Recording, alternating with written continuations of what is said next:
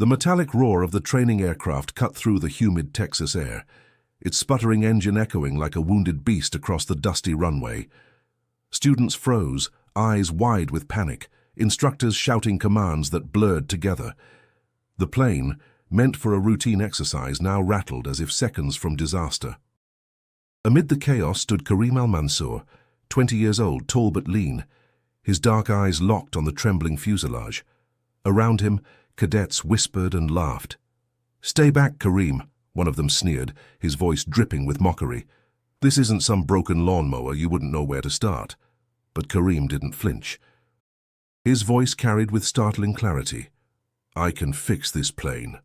The declaration hung in the air, almost absurd against the grinding metal and rising panic.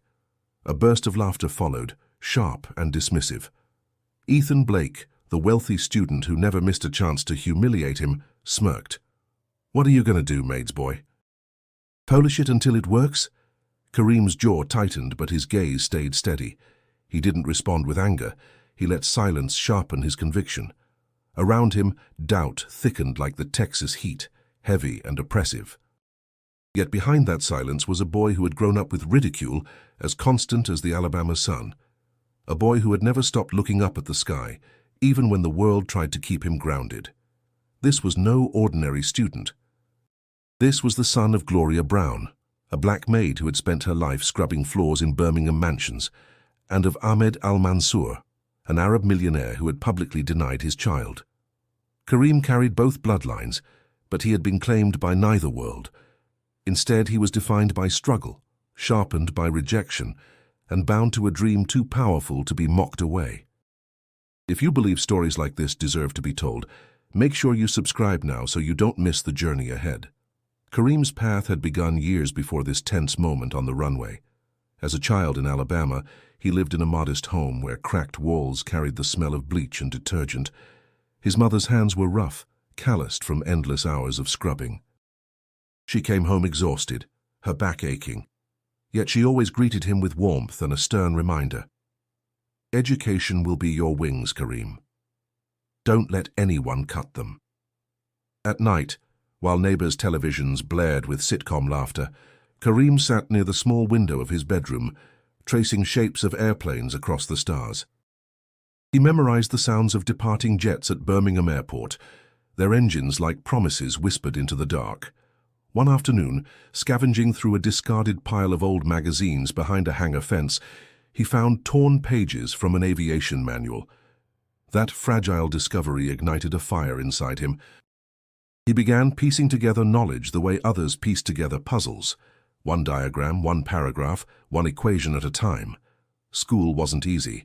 His classmates mocked his mixed heritage, some calling him the maid's boy, others sneering at his Arab name. Teachers recognized his intelligence but rarely believed his ambition to touch the sky. "Aviation isn't for kids like you," one counselor once muttered, meaning well but striking deep.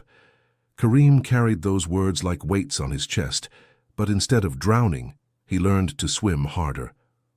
On weekends, when his mother cleaned homes of the wealthy, Karim sometimes tagged along, waiting quietly in kitchens that smelled of imported spices and polished marble. From those houses he glimpsed a world of privilege he didn't belong to.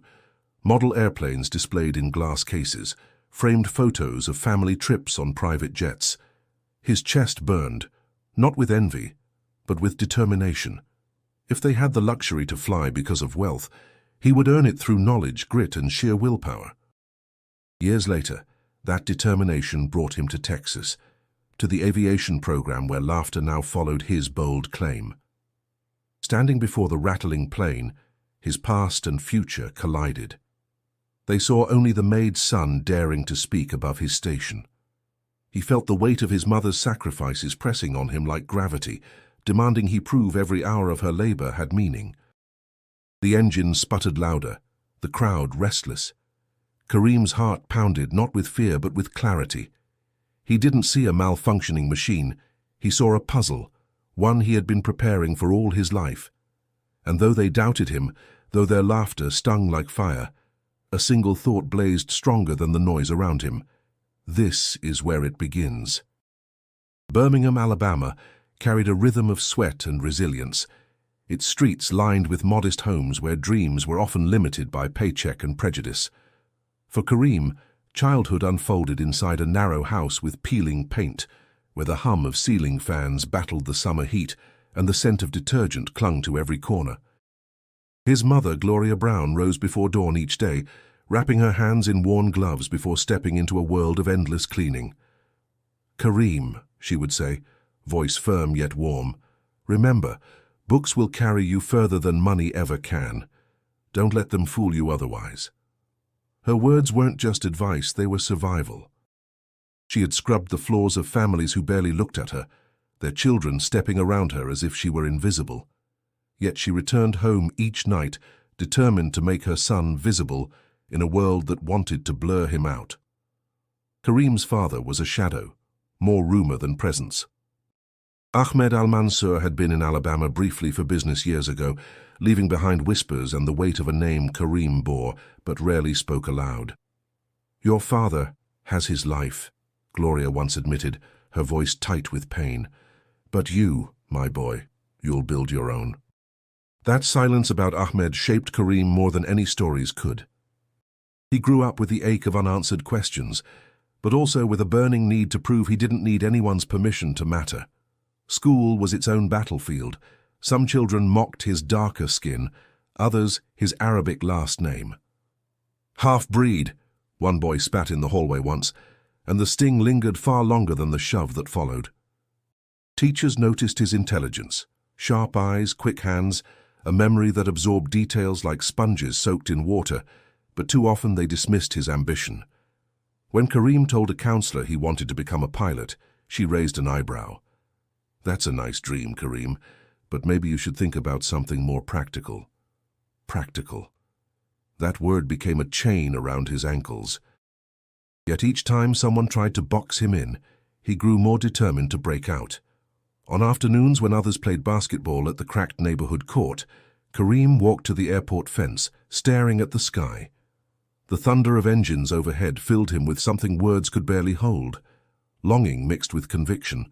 He didn't see just planes, he saw freedom painted in metal and speed.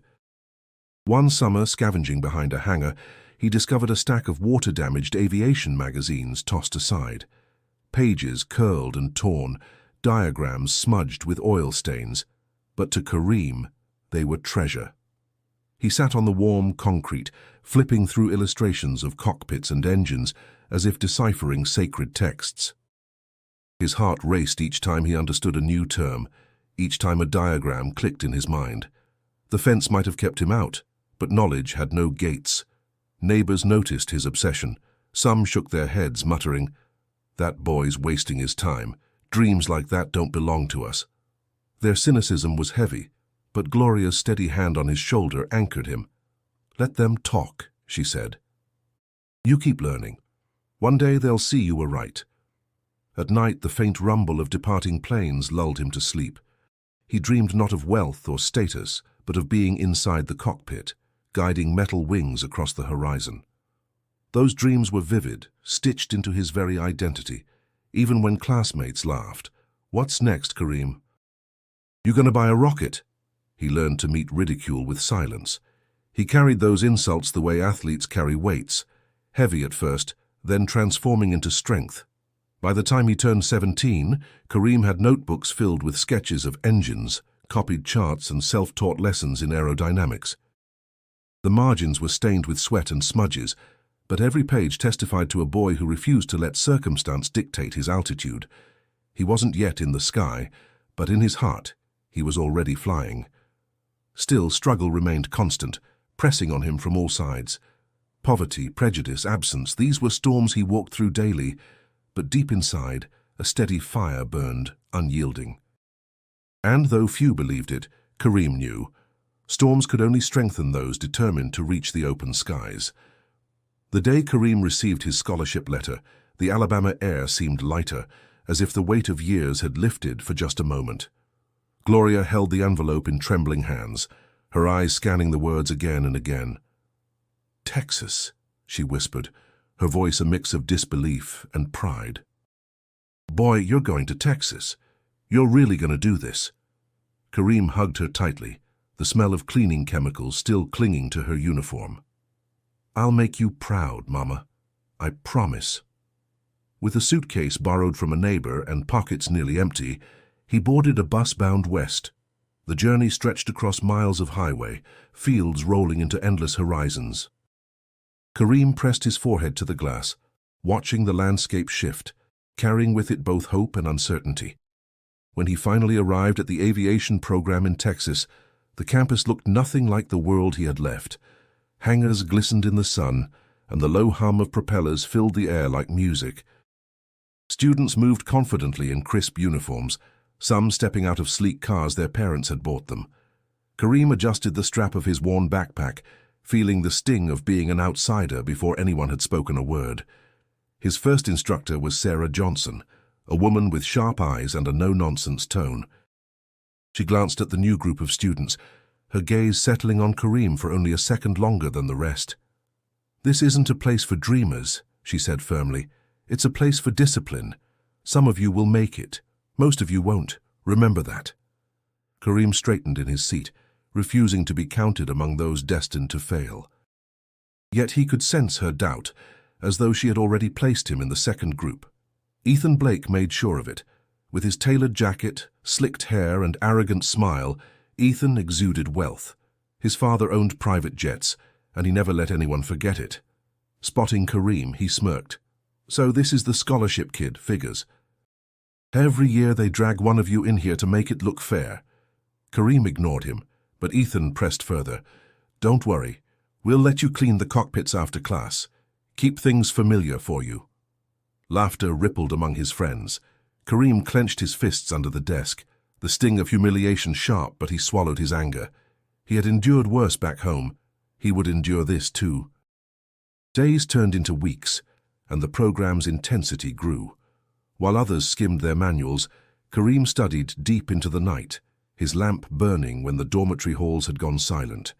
He traced diagrams, memorized equations, and whispered procedures under his breath until exhaustion blurred the lines on the page.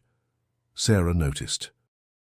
Though skeptical at first, she caught glimpses of his discipline.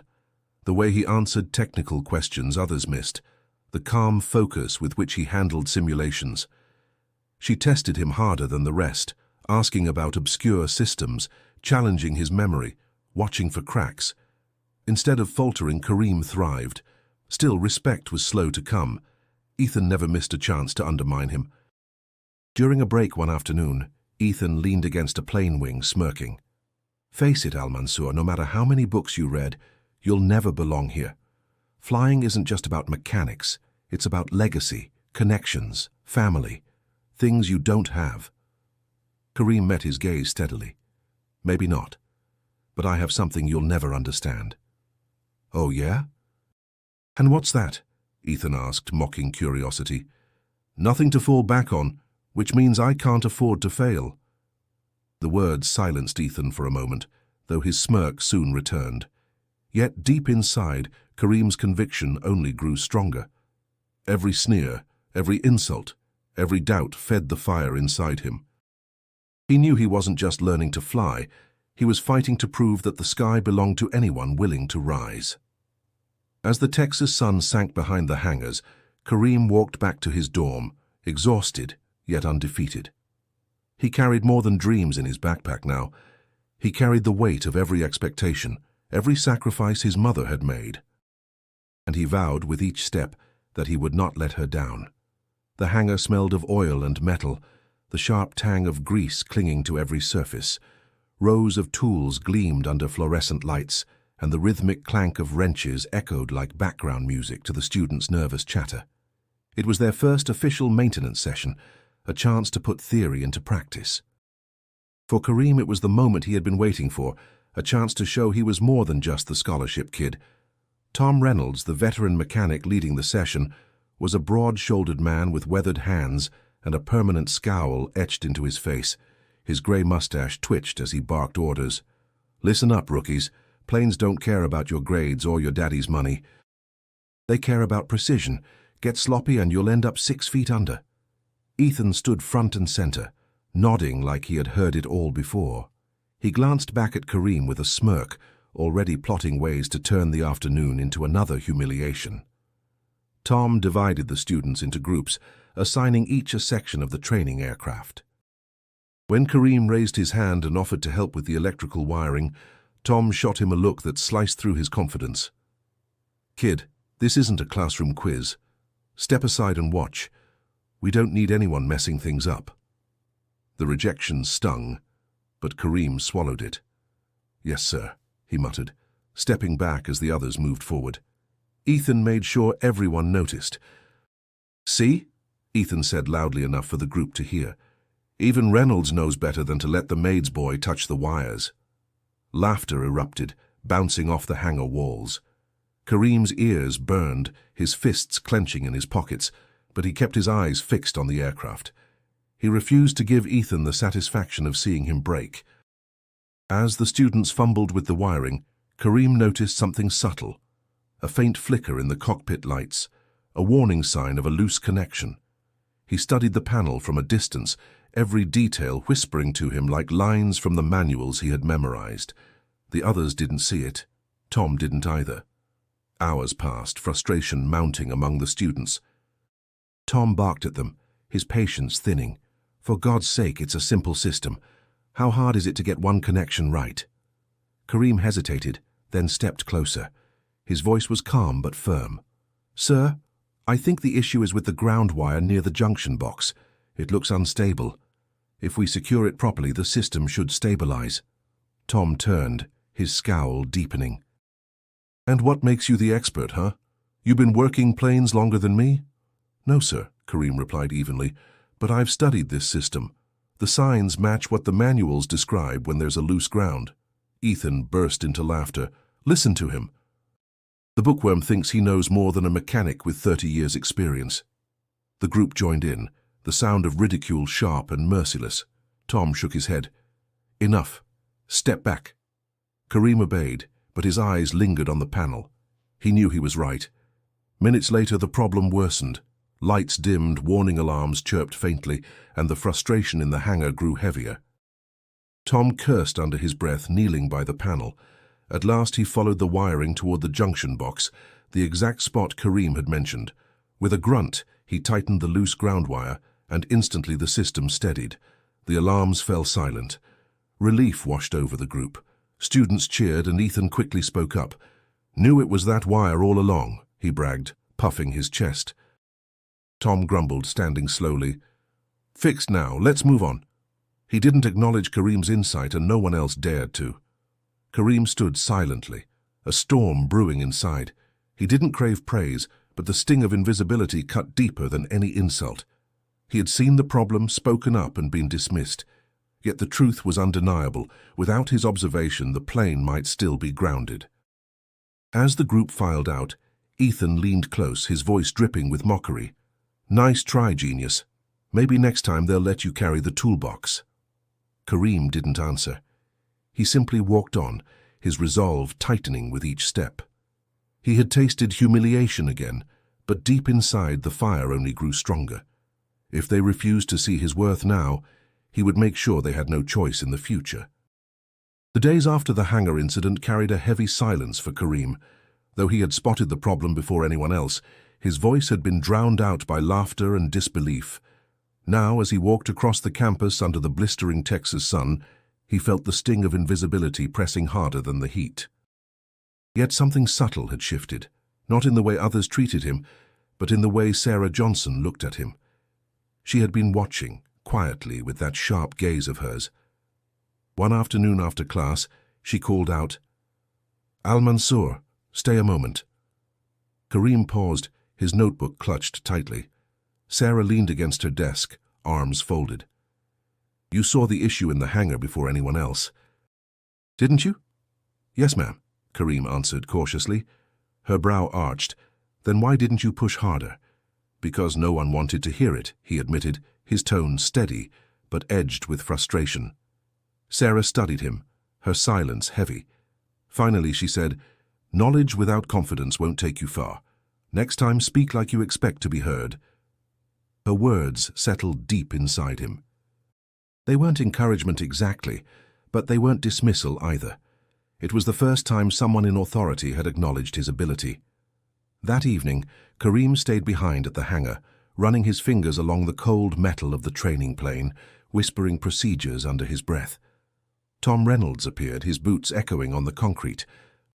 "Kid," he grumbled, "you planning to move in here?" Kareem straightened. "Just trying to learn more, sir." Tom eyed him, suspicion softening into something almost like curiosity. "You really don't give up, do you?" "No, sir." The older man snorted. "We'll see how long that lasts." But instead of chasing him out, Tom dropped a wrench on the wing. "Well, if you're here, make yourself useful. Hold this steady." For the first time, Kareem felt included in the work, however small the task. Tom still barked at him, still wore that permanent scowl, but beneath it, Kareem sensed the faintest crack of respect forming. Meanwhile, Ethan continued his attacks. In the cafeteria, he mimicked Kareem's accent when calling out his name. "Al-Mansour." Tell us again how the great mechanic knew the answer but kept his mouth shut. His friends laughed, but the cruelty had begun to sound more desperate, as though Ethan feared something shifting in the balance. Sarah's assignments grew tougher. She handed Kareem extra reading, quizzed him on obscure systems, and threw unexpected scenarios at him during simulations. At first it felt like punishment, but soon he realized what it was: testing. She was pushing him to prove himself, to see if his discipline matched his ambition. One late night, as rain battered the dormitory windows, Kareem called home. His mother's tired voice answered, warm yet worn. "Baby, how are you holding up?" "I'm learning a lot, Mama," he said softly. "It's harder than I thought, but I'm not giving up." There was a pause on the line, then her voice came steadier, stronger. "Kareem, you were never meant to give up. Every floor I've scrubbed, every blister on these hands, it was all so you could stand where you are now. Don't let anyone's laughter drown out what you know you're capable of." Her words steadied him more than any manual ever could. He closed his eyes, picturing her hands, scarred but unshakable, guiding him forward. The next morning, Kareem arrived at class with renewed determination. When Sarah fired a rapid series of technical questions, he answered each one without hesitation. Tom, watching from the back, gave a barely perceptible nod, and though Ethan rolled his eyes, his mockery felt weaker than before. In the quiet corners of adversity, Kareem had found something priceless: the beginnings of respect, the flicker of trust, and the strength to keep climbing. He wasn't alone anymore. The journey ahead would test him further, but now he had allies who, however reluctant, were starting to see what he was capable of. The simulator room buzzed with energy, the hum of machines mixing with the nervous chatter of students waiting for their turn. Rows of glowing monitors reflected anxious faces, and the scent of burnt coffee lingered in the air. It was test day, a critical checkpoint where each student had to prove not only their flying skills, but also their ability to handle unexpected failures. Kareem entered quietly, carrying his notebook filled with late-night notes. For him, this wasn't just an exam. It was proof to himself and everyone else that he belonged here. Sarah caught his eye briefly, her expression unreadable, but sharper than usual, as if she was measuring him against the challenge. Ethan leaned back in his chair, grinning like a predator waiting to pounce. "Big day, Al-Mansour," he said. "Hope you studied enough. Would be a shame if the scholarship kid got sent packing." Kareem ignored the jab, but tension prickled beneath his skin. He knew Ethan well enough to sense that words alone weren't the weapon today. Something darker lingered in his rival's smile. When it was Kareem's turn, he slid into the cockpit seat of the simulator. The curved screens lit up with the image of a runway, the roar of virtual engines filling his ears through the headset. His hands gripped the controls, steady despite the pounding in his chest. At first, everything went smoothly. Takeoff was flawless, his maneuvers precise, his responses confident. Then, without warning, the system glitched. Warnings screamed across the screen, alarms blaring in a cacophony of chaos. "Stall imminent, engine failure," the simulator repeated. Kareem's pulse spiked. He scanned the controls, running through procedures he had rehearsed dozens of times. But something felt wrong, not just the failure but the way the system behaved. It wasn't matching the manuals. From the corner of his eye, he caught Ethan smirking. The realization hit him like cold water. Ethan had tampered with the simulator. Kareem's hands tightened on the yoke. If he panicked, if he failed now, it would confirm everything his rivals said about him. Worse, it could cost him his place in the program. "Focus," he muttered to himself, blocking out the laughter he could hear faintly behind him.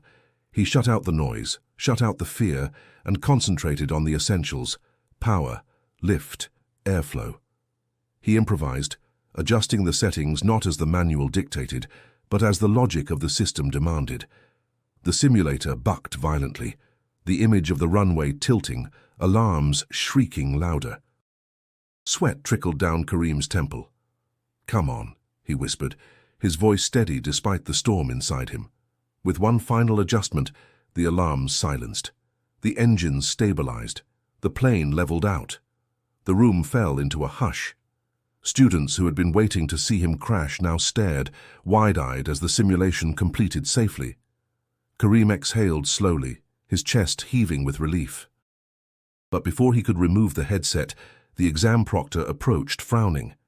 "That failure pattern, it wasn't standard. Al-Mansour, did you interfere with the program?" Kareem's heart lurched. "No, sir, I didn't touch anything." Ethan's voice cut in smoothly, dripping with false innocence. Maybe he found a way to give himself an advantage. "He always acts like he knows more than the rest of us." The accusation spread through the room like smoke, suspicion tainting the air. Kareem looked to Sarah, but her expression was unreadable. For a moment, he felt the ground tilt beneath him, as though he were still in the simulator, spiraling toward failure. Then Tom Reynolds, who had been observing quietly in the back, spoke up. His gravelly voice carried weight. "That wasn't cheating, that was skill. Kid just saved that simulation from a complete crash." The proctor hesitated, then nodded reluctantly. "Fine. Al-Mansour passes, but we'll investigate the system." Ethan's smirk faltered just slightly. Kareem stood, shoulders squared, meeting his rival's gaze with quiet defiance. He had survived the trap, not by chance, but by refusing to break under pressure. As he walked out of the room, the whispers followed him, not of ridicule this time, but of reluctant respect. The underdog had fought back, and though the battle wasn't over, the tide had begun to shift. Thousands of miles away from the Texas training fields, in a Manhattan skyscraper where glass walls reflected the restless city below, Ahmed Al-Mansour sat behind a mahogany desk. The room smelled of leather and expensive cologne, the kind of place built to display power. Yet Ahmed's eyes were not on the report spread before him, but on the laptop screen where Kareem's name appeared. He had heard whispers through business connections, a rumor that the son he had left behind was making a name for himself in aviation training. He leaned back in his chair, the weight of memory pressing harder than the suit across his shoulders. He had never acknowledged Kareem publicly, never dared to complicate the carefully curated image of success he presented to the world. Yet there was no denying blood. The boy had his determination, his stubbornness. Ahmed closed the laptop with a sigh, torn between pride and regret. Back in Texas, Kareem knew nothing of this. His life was a cycle of classes, drills, and long nights with textbooks spread across his desk. Respect came slowly, grudgingly, but every nod from Sarah or grunt of approval from Tom was fuel for his determination. What he didn't know was that unseen hands had begun to smooth his path. One morning, Sarah announced new funding for advanced equipment at the training center. The school buzzed with excitement, students speculating which wealthy donor had stepped in. Kareem listened quietly, unaware that the check bore the discreet signature of Ahmed Al-Mansour. Ethan, however, noticed the timing. "Funny, isn't it?" he said one afternoon, cornering Kareem near the cafeteria.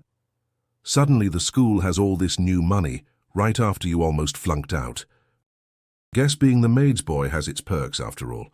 Maybe you've got some hidden friend pulling strings." Kareem frowned. "What are you talking about?" Ethan smirked. "Come on. You really think anyone here believes you're earning this on your own? Someone's protecting you. People like you don't get this far otherwise." The accusation stung more than Ethan could imagine. Kareem had fought tooth and nail for every scrap of progress. The thought that someone might think he hadn't earned it made his stomach twist. He walked away without replying, but the words echoed in his head long into the night. Meanwhile, in a quiet Alabama kitchen, Gloria Brown scrubbed dishes as the evening news played faintly in the background. A commercial for luxury travel flashed across the screen, a fleeting image of Ahmed Al-Mansour smiling beside a private jet. Her hands froze in the soapy water. She hadn't spoken his name in years, but now she whispered it, bitter yet soft. Ahmed. She wondered if he ever thought of their son, if he ever cared. When Kareem called later that night, she didn't mention the commercial. Instead, she asked the same questions as always. Are you eating enough? Are you sleeping? And when he told her about the challenges with Ethan, she listened with a patience only a mother could give. You don't need anyone's strings, Kareem, she said firmly. Whatever comes your way, you meet it head on. Don't let them make you doubt yourself. Her words steadied him, though the seed of doubt planted by Ethan lingered. Was someone helping him? Could his absent father be the shadow behind these sudden changes? Kareem hated the thought. To owe Ahmed anything would feel like a betrayal of his mother's sacrifices. As he lay awake in the dormitory that night, the hum of distant crickets filling the silence, he promised himself one thing. If anyone was going to lift him into the sky, it would be his own hands, his own will. No unseen shadow would define his success. But far away, Ahmed continued to watch, silent and unseen, a father torn between the empire he had built and the son who carried his name like a burden. The Texas sky that morning was a soft canvas of blue, streaked with thin clouds drifting lazily across the horizon. By noon, though, the air shifted, thick, heavy, restless, the kind of air that carried warnings. Students gathered at the training field preparing for routine exercises, their chatter carefree. But Kareem noticed the change immediately. He had grown up watching weather twist and turn across Alabama, and this felt dangerous. The wind picked up, rattling the loose panels of the hangar. A siren wailed faintly in the distance, the town's early warning system blaring against the sudden threat. Storms in Texas weren't rare, but this one carried teeth. Ground the flights, Tom Reynolds barked, his voice gravelly with urgency. Nobody's taking off in this weather. But as the storm bore down, one of the smaller training planes sputtered on the runway. A malfunction had locked part of the system, preventing it from being towed back inside. The instructors rushed around, panic in their movements. Rain began to spit, the sky darkening to a menacing gray. Kareem stood frozen for a heartbeat, his chest pounding.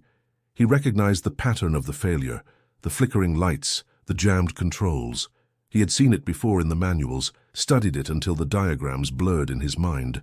His voice cut through the chaos. I can fix this plane. Heads snapped toward him. Some students groaned, others laughed nervously. Ethan's voice rose above the storm. Here we go again. Somebody tie him down before he gets himself killed.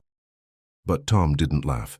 He glared at Kareem, rain dripping from the brim of his cap. So you even know what you're talking about, kid? Yes, sir, Kareem answered, steady despite the thunder rumbling overhead. If we don't reset the electrical system manually, the storm will tear this plane apart. The wind howled, whipping at their clothes, nearly drowning his words. For a long second, Tom hesitated. Then, with a grunt, he stepped aside. Fine. Show me. Kareem rushed forward, heart hammering, hands trembling only until they touched the familiar metal. Then instinct took over. He crawled beneath the fuselage, tracing wires with his fingers, feeling for the weak connection. The rain pounded against his back, soaking him through, but he didn't care. Come on, Kareem, he whispered under his breath. Think. The storm roared louder, lightning cracking across the sky. Students huddled in fear, their earlier mockery silenced by the danger pressing down on all of them. Ethan muttered to his friends, "He's going to fry himself, just watch." But even his voice wavered. Inside the cockpit, Sarah appeared, her voice sharp but steady. "Tell me what to do." "Kill the auxiliary power," Kareem shouted. "Now!" She flipped the switch without hesitation. Sparks hissed where wires met, but Kareem's hands moved quickly, tightening the connection with the precision of someone who had practiced 100 times in silence. "Okay, reset it," he called. Sarah's hand slammed the switch again. The plane's lights flickered once, then steadied, glowing strong against the darkness rolling in. The jammed controls loosened, the system humming back to life. For a moment the storm seemed quieter, though it wasn't. What had changed was inside the hangar. The fear broke, replaced by awe. Students stared at Kareem, drenched but unshaken, his chest heaving as he crawled out from beneath the plane. Tom's eyes narrowed, but his voice carried something it never had before. "Well, I'll be damned." The kid was right. Kareem wiped water from his face, meeting his gaze. He didn't smile, didn't boast. He simply nodded, as though this was exactly what he had expected. The storm raged on outside, but inside something had shifted. For the first time, they weren't just seeing the maid's son or the scholarship boy. They were seeing someone who could stand in the heart of chaos and bring order, someone whose knowledge wasn't just theory but survival. And though Ethan sneered in the corner, his laughter rang hollow. The tide had turned, and everyone knew it. The storm had passed, but its memory lingered like electricity in the air. Students whispered about what they had witnessed, replaying the image of Kareem crawling out from beneath the training plane, soaked and steady. Respect didn't arrive all at once, but it began to bloom in small ways. Hesitant nods in the hallway, fewer sneers when his name was called. For Kareem, the shift was subtle yet powerful. He no longer felt like a ghost in the program. People looked at him differently, though Ethan's glare burned hotter than ever. Sarah, however, was not subtle. After the incident, she pulled Kareem aside. "You kept that plane from being torn apart. That wasn't luck, that was skill." "Thank you, Ma'am," Kareem said, his voice quiet but sincere. She crossed her arms. "But don't think one storm makes you a pilot. Knowledge saved you once. Discipline will save you the next 10 times. Are you ready for that?" "Yes," Kareem answered without hesitation. Her eyes narrowed, testing him. Then she nodded once. "Good. Meet me tomorrow morning at 6. We'll see if you're as serious as you claim." The following morning, the runway glistened with dew, the air cool and sharp. Most students were still asleep, but Kareem was already there, waiting. Sarah arrived with her coffee, eyeing him with faint approval. "You're early. That's a start." The private sessions became a ritual. Sarah drilled him harder than anyone else. Emergency procedures, complex maneuvers, scenarios meant to break his focus. At first, Kareem stumbled, but with every failure, he sharpened. He studied late into the night, rising before dawn, chasing perfection not because he wanted her approval, but because he demanded it of himself. Tom Reynolds, too, had shifted. He still barked orders, still called him kid, but now he allowed Kareem closer during maintenance sessions. "Hand me that socket wrench," Tom muttered one afternoon. Kareem obeyed, his hands steady, his eyes sharp. "I pay attention better than most," Tom admitted reluctantly. "Don't waste it." The words, gruff as they were, warmed Kareem more than he expected. Each small acknowledgement felt like a barrier cracking, proof that he wasn't invisible anymore. But where respect grew, resentment also deepened. Ethan's cruelty became sharper, laced with desperation. In the cafeteria, he leaned across the table, his voice dripping venom. "Don't think fixing a toy plane in the rain makes you special. You'll never be more than a charity case here." Kareem met his glare calmly. "Then why do you look so worried every time I succeed?" Ethan's face darkened, his friends falling silent. For once, Kareem had turned the blade back. Outside of school, Kareem carried these moments to his nightly phone calls with his mother. "Things are changing, Mama," he told her, sitting by his dorm window, the Texas night alive with crickets. "It's not easy, but I'm starting to feel like I belong." Gloria's voice softened, filled with pride. "Baby, you always belonged. They just needed time to catch up." Her faith steadied him. Every word reminded him why he fought so hard, to prove her sacrifices were not in vain, to rise higher than anyone believed possible. Days blurred into weeks, training sessions piling into a rhythm of exhaustion and growth. The nickname Maid's Boy faded, replaced by whispers of respect.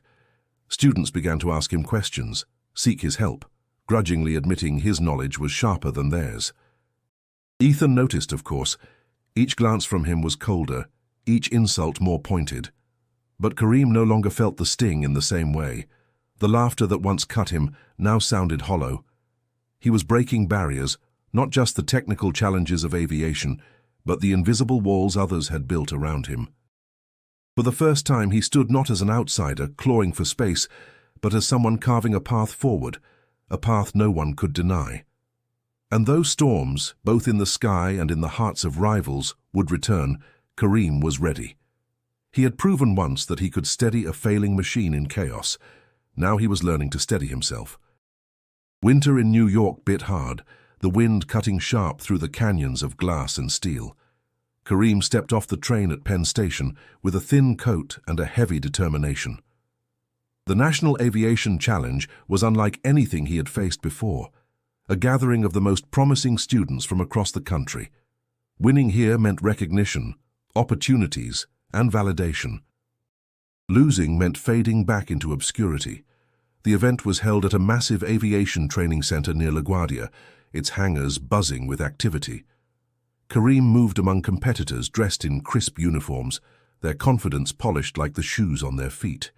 He felt the familiar sting of being an outsider, his second-hand jacket a silent marker of difference. Whispers followed him quickly. "That's the scholarship kid from Texas," one student muttered. Another sneered, "The Maid's boy, can't believe they let him in." Kareem kept walking, jaw tight, shoulders squared. He had heard it all before. Words were wind, and wind could not ground him. Inside the hangar, the first round of challenges began. Students were tested on precision, speed, and technical knowledge.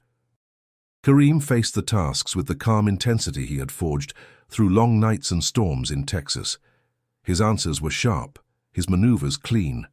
Yet no matter how well he performed, he felt the weight of eyes waiting for him to stumble. Ethan was there too, of course, striding confidently among his peers. "Well, if it isn't Al-Mansour," he drawled, his New York accent more pronounced in front of this audience. "What are you doing here? Looking for the janitor's closet?" Kareem met his gaze but didn't reply. Silence was his sharpest blade, and it cut deeper than any insult could. What neither of them knew was that among the spectators hidden in the crowd, Ahmed Al-Mansour sat quietly. The Arab millionaire wore a dark coat and hat, his presence unnoticed by most. He had traveled north not for business, but for something far more personal, to watch the sun he had never claimed.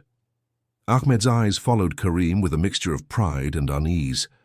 The boy carried himself with a strength Ahmed recognized, his own strength reflected back at him, but sharpened by Gloria's resilience.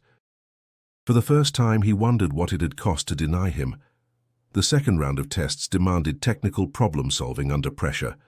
Competitors crowded around control panels, engines, and complex diagrams. Kareem moved with purpose, his fingers tracing circuits, his mind recalling every diagram he had studied. While others faltered, he stayed steady, improvising when manuals failed. An instructor leaned toward another, whispering, "That kid's got instincts you can't teach." By the end of the day, Kareem had placed among the top scorers. Some students muttered excuses, others grudgingly acknowledged him. Sarah, who had traveled with the Texas team, gave him a rare smile. "You proved you belong here," she told him quietly. Yet, Ethan wasn't done. As the results were posted, he brushed past Kareem with a smirk. "Enjoy it while you can. Tomorrow everyone will see what you really are." Kareem didn't answer, but his stomach tightened. Rivalry was expected, but Ethan's voice carried something more, something dangerous. That night, Kareem sat in his small rented room near the airport, the city lights flickering through the blinds. He called his mother, her voice warm despite the miles between them. "How's New York, baby?" Gloria asked. "Cold," Kareem admitted with a small laugh, "but I'm doing well. I'm holding my own." "I never doubted it," she said. "Remember, you're not just carrying your dream, you're carrying mine too." Her words wrapped around him like armor. He hung up feeling steadier, ready for the next test. Across the city, Ahmed poured himself a drink in his hotel suite, staring at the skyline. For years he had told himself distance was mercy, that silence protected both Kareem and himself.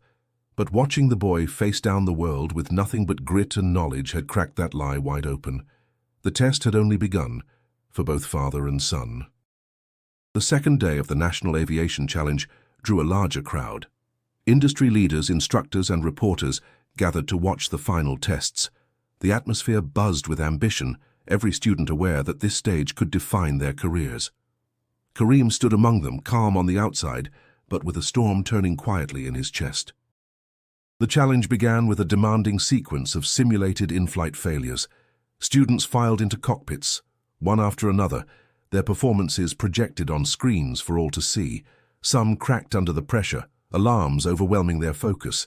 Others coasted through, relying on practiced maneuvers.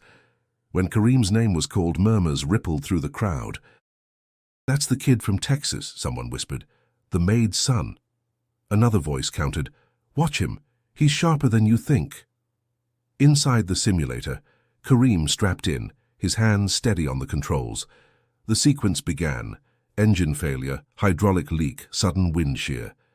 Each scenario struck like a blow, but he absorbed them one by one, recalling nights spent rehearsing every possibility. His breathing remained even, his voice clear as he called out procedures. The system fought him hard, but Karim fought harder, coaxing the failing aircraft back to safety with precision born from obsession. When the screen went dark and the cabin door opened, silence held for a moment before applause broke out. Instructors nodded, impressed. Students exchanged glances, some grudging, others filled with awe. From the crowd, Ahmed Al-Mansour's chest tightened. He had seen men pilot multi-million-dollar jets, but watching his son, unrecognized, unacknowledged, stirred something deeper than pride. It was regret, a heavy ache that spread through him like fire. After the test, Karim stood before the audience as the top scorers were announced. He wasn't first, but he was among the highest, a fact that silenced many who had doubted him. When invited to speak, he hesitated for a moment, then stepped forward. "I know most of you don't expect someone like me to stand here," he began, his voice carrying across the hangar. "I wasn't born into wealth or privilege. My mother raised me alone, working every day to give me a chance. I don't have a famous last name to open doors. What I do have is determination. I believe skill and effort matter more than legacy, and I believe the sky belongs to anyone willing to earn it." The words cut through the room, heavy with truth. Some students shifted uncomfortably, others nodded. The instructors watched with interest. Ahmed's hands curled into fists at his sides. Each sentence pierced him. The boy had spoken of legacy with disdain, of privilege with distance, and Ahmed knew exactly who that was aimed at, even if Karim didn't. He had built an empire, but in doing so, he had abandoned the one legacy that mattered most. As applause rose, Ethan scoffed loudly. Cute speech. He should be a preacher, not a pilot. But the usual laughter didn't follow. His mockery fell flat against the weight of Karim's words. When the crowd dispersed, Ahmed lingered in the shadows, watching his son shake hands with Sarah and Tom. Pride pulled him forward, regret held him back. He wanted to step out, to claim the boy as his own. But what right did he have? To Karim, he was nothing more than an absence, a question mark, a name whispered in pain by his mother. Later that evening, Ahmed stood at his hotel window overlooking the lights of New York. He poured himself another drink but barely touched it. The glass trembled in his hand as memories resurfaced. Choices made in selfishness, years spent building walls instead of bridges. His son had just declared to the world that he needed no legacy but his own.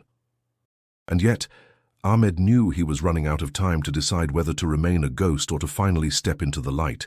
The glow of Karim's success at the National Aviation Challenge lingered like a rising sun, warming him with a sense of belonging he had fought so hard to earn. But shadows never lingered far behind, and Ethan Blake was one of them. Where others now offered Karim nods of respect, Ethan's eyes burned with resentment. The more Karim rose, the more Ethan's pride crumbled. Back at the Texas Training Center, Ethan began weaving his plan. He knew brute insults no longer carried weight. Mockery had lost its sting. If he wanted to destroy Karim, he would need something sharper, something official. One afternoon, as Karim studied alone in the library, Ethan appeared, his voice slick as oil. "Enjoying the spotlight, Al-Mansour? Must feel nice, people finally clapping for you. Shame it won't last."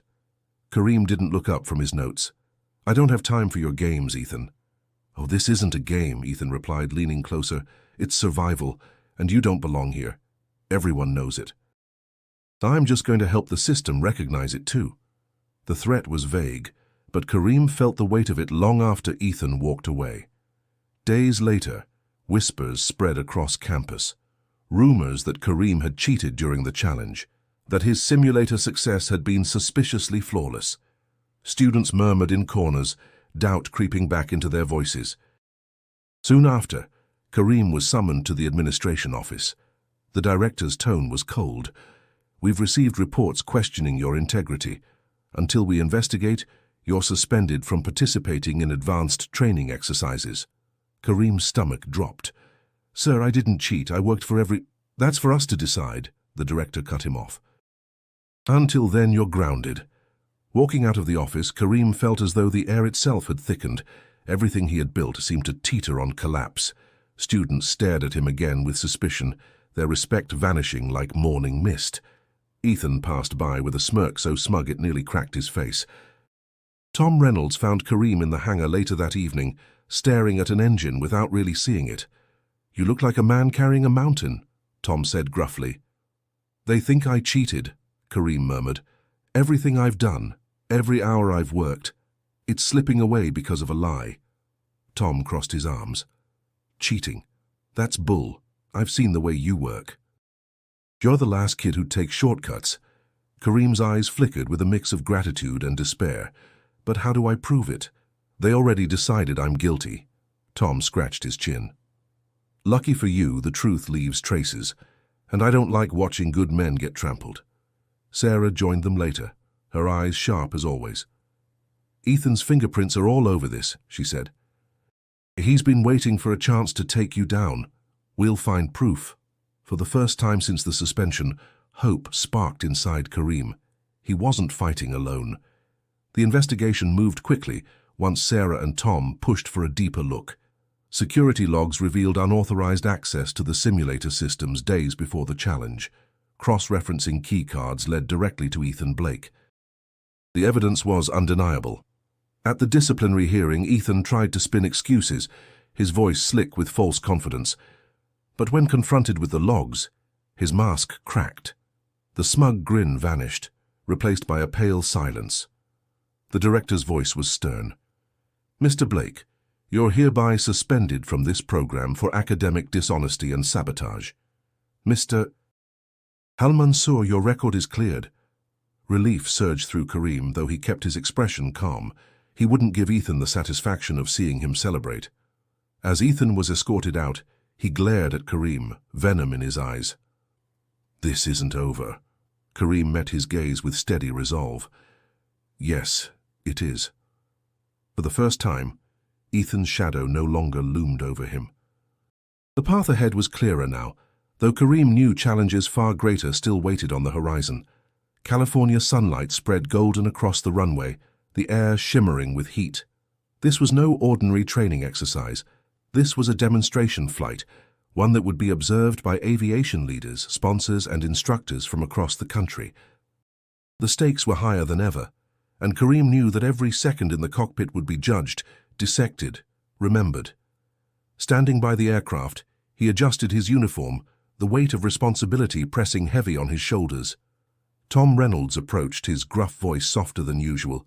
"Big day, kid. You ready to show them what you're made of?" Kareem gave a small nod. "I've been ready my whole life." Sarah joined them, her eyes sharp but carrying a trace of pride. "Remember, the demonstration isn't about perfection. It's about composure under pressure. If something goes wrong, how you handle it matters more than whether it's flawless." Her words were prophetic. The plane roared to life, its engine humming steadily as Kareem taxied down the runway. From the stands, spectators shaded their eyes, watching closely. Ahmed Al-Mansour sat among them, inconspicuous yet tense, his gaze locked on his son. He hadn't revealed himself, not yet, but every moment pulled him closer to stepping out of the shadows.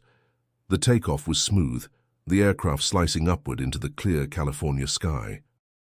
Kareem's voice remained calm as he called out each step, his hands steady on the controls. He executed maneuvers with precision, banking left, climbing, descending, every movement crisp and practiced. The crowd below murmured in approval. Then it happened. A shudder rippled through the plane, sudden and violent. Warning alarms blared, red lights flashing across the cockpit. The engine coughed, sputtering with an ominous rhythm. Sweat prickled Kareem's skin as adrenaline surged. On the ground, Sarah's face hardened, her jaw tight. Tom muttered a curse under his breath. The spectators leaned forward, whispers turning to gasps. Kareem's mind raced. The failure wasn't random. Something in the electrical system was faltering, threatening to shut down the engine mid-flight. His chest tightened, but his voice remained even. System failure detected. Initiating procedure. The plane dipped, the horizon tilting sharply. Gasps echoed from below. Kareem gritted his teeth, running through the checklist in his head. But the standard solutions weren't enough. He recognized the signs. It was a rare malfunction, one he had only read about, buried in the back pages of technical manuals. "Think, Kareem," he whispered, fingers moving swiftly over the controls. For a heartbeat, the memory of the storm in Texas flashed in his mind, the rain lashing, the wires sparking, the doubt heavy around him. Back then, he had found clarity in chaos. He searched for that same clarity now. His hands worked with precision, rerouting power manually, overriding failing systems. The alarms screamed louder, but then, suddenly, they fell silent. The engine steadied, its roar evening into a smooth hum once more. The plane leveled, slicing cleanly back into stable flight. Below, the crowd erupted into cheers. Relief washed over Sarah's face, while Tom allowed himself the faintest smile. Ahmed, however, felt his throat tighten. Pride surged through him, undeniable and fierce. That was his son up there, not just surviving, but commanding the sky itself. And yet guilt gnawed at him. The boy didn't even know his father was watching, didn't know that the man who had abandoned him sat in awe among strangers. Kareem completed the demonstration with unwavering focus, landing the plane smoothly on the runway. As the aircraft rolled to a stop, the stands erupted in applause. Students, instructors, and executives rose to their feet. Kareem emerged from the cockpit drenched in sweat, his chest heaving but his head held high. For a moment the noise faded around him, replaced by the steady beat of his heart. He had faced failure mid-flight and conquered it. Not with wealth, not with privilege, but with the very thing he had been building all his life, resilience.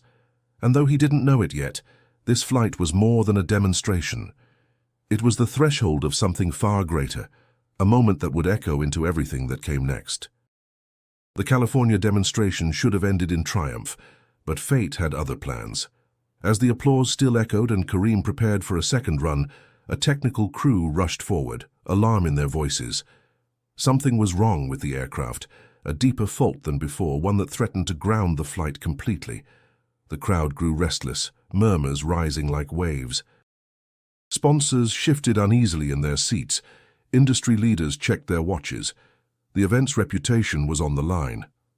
Sarah spoke quickly with the engineers, her tone clipped. "What's the issue?" "Electrical failure," one replied, wiping sweat from his brow. "It'll take hours to diagnose, maybe longer." The announcement sparked groans. "Cancel the demonstration," another instructor muttered. "We can't risk it." Kareem stood nearby, his pulse quickening. He recognized the signs, the same flickering systems, the same unstable power lines he had studied so many times before. His chest tightened with the weight of memory, the storm in Texas, the laughter of doubters, his own voice cutting through chaos. And once again he heard himself say it. "I can fix this plane." The words silenced the crowd. Heads turned, disbelief spreading like wildfire. Some spectators chuckled nervously, others frowned, insulted that a student would dare to claim such authority. Ethan, standing among the attendees after his suspension, scoffed loudly. "Here he goes again, playing the hero. You'll fry yourself before you fix anything." Tom Reynolds stepped forward, his eyes narrowing. "Kid, you sure about this?" Kareem nodded firmly. "Yes, sir. I know exactly where the problem is." Sarah's gaze locked on his, sharp and searching. For a moment, tension hung heavy between them. Then she gave a single decisive nod. Let him try. The crowd erupted in protest. This is madness, one sponsor exclaimed. Letting a trainee touch that plane? Liability! But Sarah's voice cut through, calm but commanding. You all saw him handle the storm in Texas. You saw him today. If anyone can do this, it's him. With Tom by his side, Kareem climbed into the aircraft, the hum of silence from the audience pressing harder than the heat. Sweat slicked his palms, but his movements were precise. He traced the wiring, his memory unfolding like a map. Auxiliary power first, he muttered. Isolate the fault line. Tom watched, arms crossed, offering tools without question. You're working like you've been doing this for years, he said quietly. Kareem's eyes stayed fixed. I've been preparing for this my whole life. Minutes passed like hours. Sparks hissed, the smell of burning insulation sharp in the air. The crowd held its breath, whispers tumbling like falling dominoes. Ahmed Al-Mansour sat rigid, his chest pounding. Every instinct in him screamed to intervene, to claim the boy as his own, but all he could do was watch as his son fought with bare hands and sheer knowledge. Finally, Kareem tightened the last connection, his voice firm. Reset it. Sarah, standing at the edge of the cockpit, flipped the switch. For a heartbeat, nothing happened. Then, with a steady roar, the systems came back to life. Lights brightened, engines purred, and the plane hummed like a beast reborn. The silence that followed was thicker than thunder. Then, as if released from a spell, the crowd erupted into cheers, louder than before, echoing across the hangar. Instructors clapped, sponsors rose to their feet, students stared in open awe. Tom gave Kareem a rare grin. Well, kid, looks like you just proved us all wrong. Kareem stepped down from the aircraft, his clothes streaked with grease, his face shining with sweat. But he walked tall, his head high. This time, there was no laughter, no mockery, only awe. And among the clapping hands and roaring voices, Ahmed's eyes glistened. Pride warred with regret, his heart breaking and healing all at once. His son had not only fixed the plane, he had proven he could rise above everything that tried to break him. The roar of the crowd in California faded slowly, but the impact of that moment did not. Kareem had done what no one thought possible. He had silenced every doubt, not with words but with action. As he stepped away from the plane, applause thundered around him, echoing like the very engines he had mastered. For the first time, he wasn't the scholarship kid, the maid's boy, or the outsider. He was a name people would remember.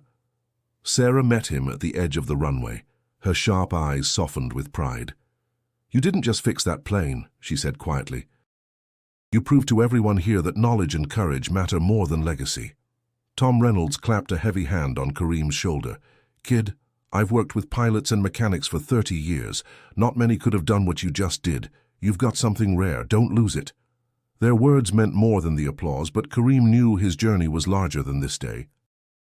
It stretched back to Alabama, to every floor his mother had scrubbed, every night he had studied by a dim lamp, every insult he had turned into fuel. Later, in a quiet corner away from the noise, Ahmed finally approached. His steps were hesitant, uncharacteristically unsure for a man used to commanding rooms. Kareem turned, startled by the presence of the sharply dressed stranger. Who are you? Kareem asked, suspicion in his voice. Ahmed's throat tightened. For a moment, pride and shame battled within him. I'm someone who should have been here a long time ago. His voice broke slightly. I'm your father. The words hung heavy in the air. Kareem's chest clenched, anger and disbelief colliding. You left us. You left her. I did, Ahmed admitted, his eyes wet. And I regret it every day. But today I saw a man stronger than I ever was. You don't need me to define you. You already defined yourself. Silence stretched.